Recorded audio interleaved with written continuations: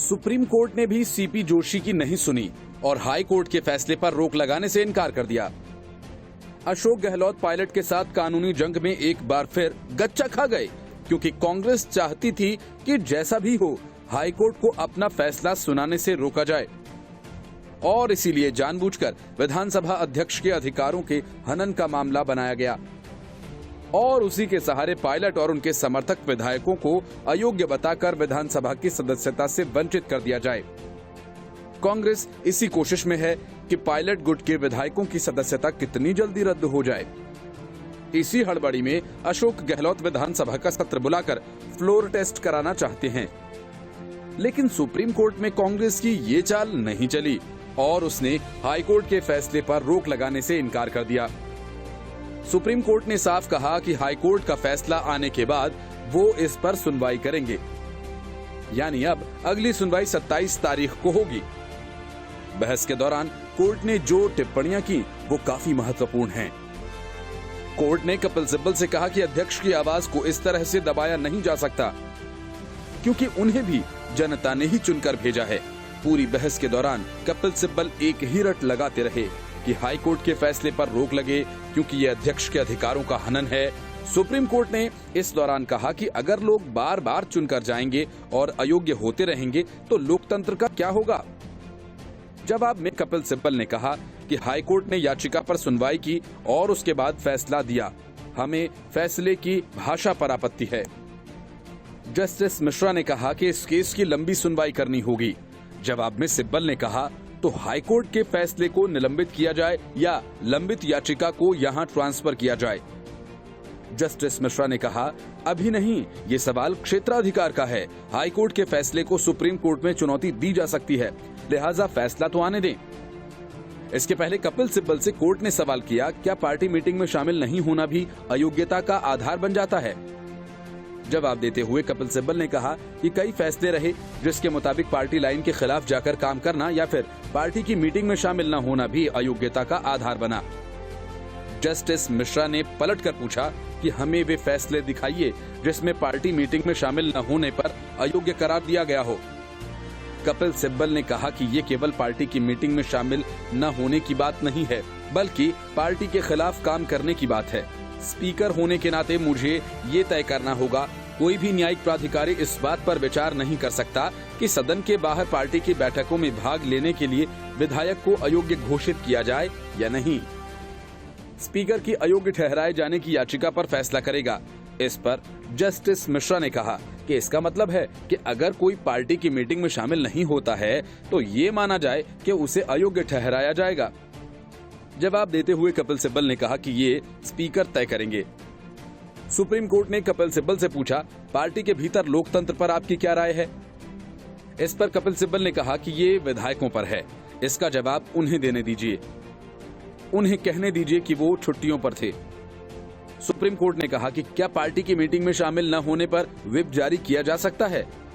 इस पर कपिल सिब्बल ने कहा कि जोशी ने व्हिप जारी नहीं किया था, वो केवल एक नोटिस था। सुनवाई के दौरान जस्टिस अरुण मिश्रा ने कहा कि मान लीजिए किसी नेता का किसी पर भरोसा नहीं है, तो क्या आवाज उठाने पर उसे अयोग्य करार दिया जाएगा।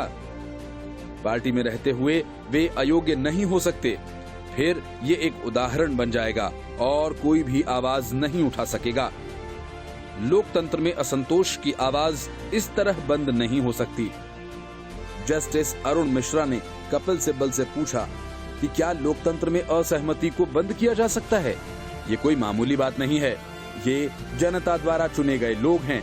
जस्टिस BR गवई ने कहा कि स्पीकर कोर्ट क्यों आए, वो न्यूट्रल होते हैं, वो कोई प्रभावित पक्ष नहीं है। जस्टिस अरुण मिश्रा ने पूछा, आखिर किस आधार पर अयोग्य ठहराने की मांग की गई थी। इस पर कपिल सिब्बल ने कहा कि क्योंकि ये पार्टी विधायक दल की मीटिंग में शामिल नहीं हुए, बिना बताए अनुपस्थित रहकर ये सरकार को अस्थिर करने की साजिश कर रहे थे, अपने मोबाइल भी बंद रखे थे, इनको ईमेल से भी नोटिस भेजे गए। विधायक हेमाराम चौधरी, बनवारी लाल शर्मा और अन्य विधायक नोटिस का जवाब देने के बजाय मीडिया से बयान जारी कर रहे थे। कपिल सिब्बल ने कहा कि पार्टी की मीटिंग के लिए व्हिप जारी किया गया था। ये लोग विधायक दल की बैठक में शामिल नहीं हुए और अपनी ही सरकार को अस्थिर करने की साजिश रच रहे थे। वो हरियाणा चले गए और बयान जारी किया। चीफ व्हिप ने सचिन और अन्य 18 विधायकों के खिलाफ अयोग्यता को लेकर स्पीकर के समक्ष अर्जी दी थी, लेकिन इन लोगों की लापरवाही और हठ जारी रहा। CAA कानून से बचने के लिए अफगानी और रोहिंग्याओं ने एक नई चाल चलनी शुरू कर दी है, जिसकी जानकारी मिलते ही सुरक्षा एजेंसीज के कान खड़े हो गए हैं। भारत में रह रहे कई अफगानी और रोहिंग्या मुसलमानों ने ईसाई धर्म अपना लिया ताकि उनकी भारतीय नागरिक बनने की राह आसान हो जाए। केंद्रीय एजेंसियों ने सरकार को इस बारे में जानकारी दी है। मामले की जानकारी रखने वाले लोगों के अनुसार एजेंसीज ने अपनी जांच में पाया है कम से कम 25 अफगानिस्तान के मुस्लिमों ने ईसाई धर्म अपना लिया। पिछले साल संसद के पास नागरिकता संशोधन कानून 2019 में अफगानिस्तान, बांग्लादेश और पाकिस्तान से आए हिंदू, सिख, बौद्ध, जैन, पारसी और ईसाई धर्म के प्रवासियों के लिए नागरिकता के नियम को आसान बनाया गया है। पहले किसी व्यक्ति को भारत की नागरिकता हासिल करने के लिए कम से कम पिछले 11 साल से यहाँ रहना अनिवार्य था। इस नियम को आसान बनाकर नागरिकता हासिल करने की अवधि को 1 साल से लेकर 6 साल किया गया है। यानी इन तीनों देशों के ऊपर उल्लेखित 6 धर्मों के बीते 1 से 6 सालों में भारत आकर बसे लोगों को नागरिकता मिल सकेगी। अभी केंद्रीय गृह मंत्रालय को 2019 के नियम को नोटिफाई करना है।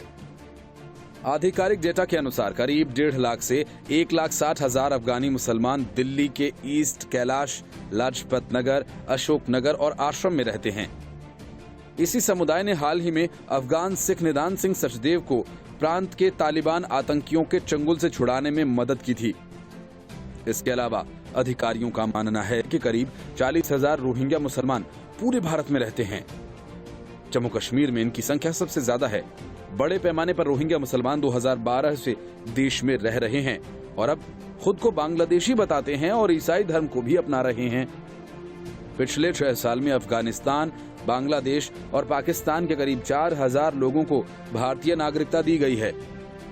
गृह मंत्रालय के अनुसार 2014 के समझौते, सीमा समझौते के तहत भारत ने बांग्लादेश के 50 इनक्लेव को अपने हिस्से में मिलाया था और करीब 14,864 बांग्लादेशी नागरिकों को भारत की नागरिकता भी दी गई थी। अशोक गहलोत के भाई अग्रसेन गहलोत के घर और दुकान पर छापेमारी हुई।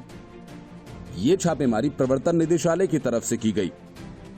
दरअसल प्रवर्तन निदेशालय यानी ईडी कुछ साल पुराने उर्वरक घोटाले के सिलसिले में जरूरी सबूत तलाश रही है और इसी वजह से अग्रसेन गहलोत के ठिकानों पर छापेमारी की गई है। अग्रसेन गहलोत अनुपम कृषि नाम की एक कंपनी के मालिक हैं और इस कंपनी पर कस्टम विभाग ने मुकदमा भी चलाया था। इस कंपनी पर 7 करोड़ रुपए की पेनल्टी लगाई गई थी।